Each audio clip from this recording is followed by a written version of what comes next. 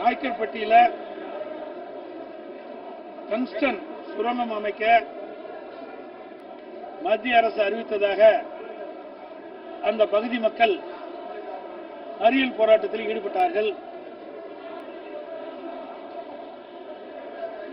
அந்த சுரங்கம் அமைத்தால் அந்த பகுதி கடுமையாக பாதிக்கப்படும் என்று அந்த பகுதி மக்களுக்கு மிகுந்த அச்சத்தை ஏற்படுத்தியுள்ளது.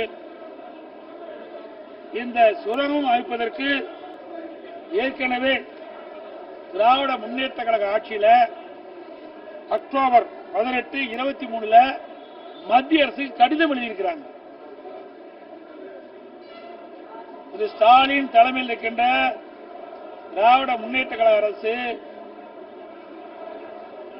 மேலூர் சட்டமன்ற தொகுதிக்கு உட்பட்ட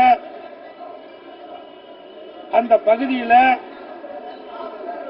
டங்ஸ்டன் சுரங்கம் அமைப்பதற்கு அனுமதி கேட்டு அதனுடைய செய்தி இந்தியன் எக்ஸ்பிரஸ்ல வந்திருக்குது.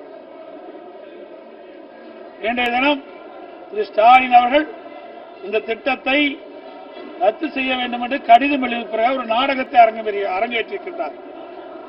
இந்த திட்டம் வருவதற்கு இன்றைய திமுக அரசாங்கம் தான் அனுமதி கோரி இருக்குது. இது பத்திரிகையில் வந்த செய்தி இந்தியன் எக்ஸ்பிரஸ்ல அக்டோபர் 18, 23 இந்தியன் எக்ஸ்பிரஸ் பத்திரிகையில் வந்திருக்கிற செய்தி தான்.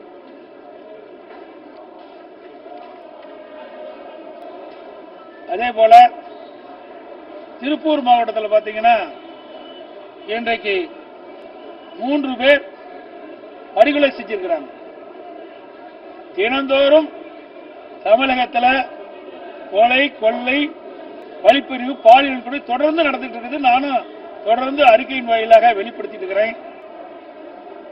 ஆனால் இன்றைய முதலமைச்சர் திரு ஸ்டாலின் தலைமையில் இருக்கின்ற அரசாங்கம் அதை கண்டுகொள்வதில்லை.